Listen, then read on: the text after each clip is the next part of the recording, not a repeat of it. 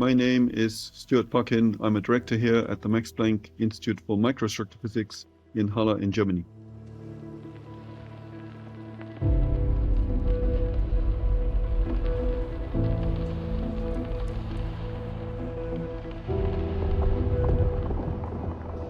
I'm impassioned by solving challenges, and in particular solving challenges that really will have impact and can change the world. This is what really excites me. Of course, I'm super excited about pushing the frontiers of our knowledge and trying to understand what the world is made of and how we can change it to be a better world.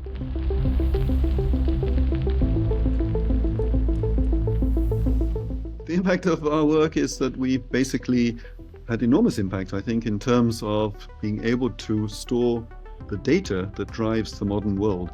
All digital data today, roughly 70%, is stored in magnetic disk drives, and that information is read by a sensing device that I invented many years ago, and which has played, I think, a very significant role in allowing us to take all the digital information, store it, and then use it to have impact in so many different ways today.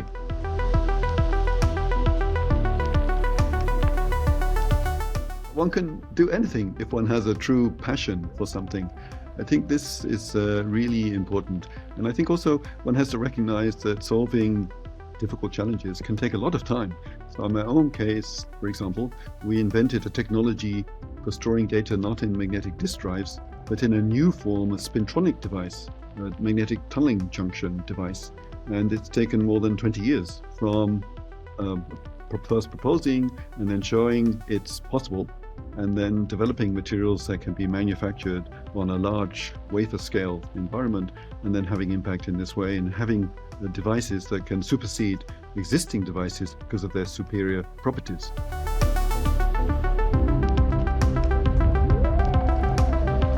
So I like to use this analogy. I've been thinking about this a lot recently here, and I like the analogy of, I always like to say we want to do the impossible, but that's not really what I mean. I think the analogy I like is to think of the top of the mountain, which is very difficult to access, a peak. And to access that peak, you can see the peak, you can recognize it's important and it would be super great to get there. And there are many, many paths. So you try a path, and even if you don't succeed in reaching that peak, along that path, you typically discover new concepts, new ideas, and then you can maybe go back and try something else, and eventually you'll reach that peak. But it might take a long time. But along the way, that journey is what really that is the passion, I think, for research, that you have a journey, you have an objective, and no matter what the obstacles, eventually you find your way around these obstacles and then achieve something which is, I think, can have true impact scientifically, or one hopes, in the world to make the world a better place, in that sense. For example, I proposed this technology of racetrack memory. I've worked on it for more than 20 years, and I think we're getting closer to having a real impact.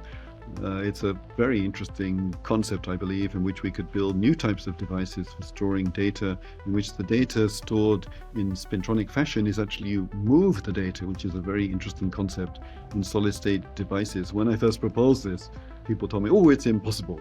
But we proved it was possible. It took us 8 years after I first proposed the concept till we proved the basic concept. And now a paper we published in Science basically describing this concept, now it's got more than 5,000 citations. It's one of my most highly cited papers. And I'm very proud of this concept that others really thought was impossible.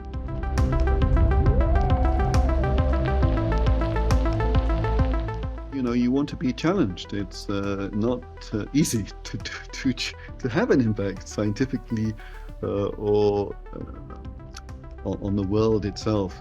So I think you should attempt you need to attempt to do something that nobody else is doing to some extent, to try to identify those peaks, the impossible goals which you would like to achieve, and then basically have enormous persistence in of course attempting to achieve them. As I mentioned earlier, I really believe that research is a journey, and along that journey you'll pick up knowledge and from others, from yourself, and then eventually you can have a major impact. Of course, it's also about really taking advantage of those opportunities as they arise, that sometimes magically in your scientific career you'll have the knowledge, the ability to do something that nobody else can do. You can see something that nobody else has seen, and you should really take advantage of that opportunity. Usually short-lived, because eventually somebody else will have similar ideas. Might take many years, but eventually somebody else, or might not be, might be many weeks. So I think taking advantage of your creativity, your knowledge, and of course it is also about working with others. You have to work closely with others, whether they're engineers or technicians, other scientists, young and old. And I think by really taking advantage of the knowledge of others and working together, you could really have major impact. So I think there's a lot of ways in which young researchers can have impact and develop their careers.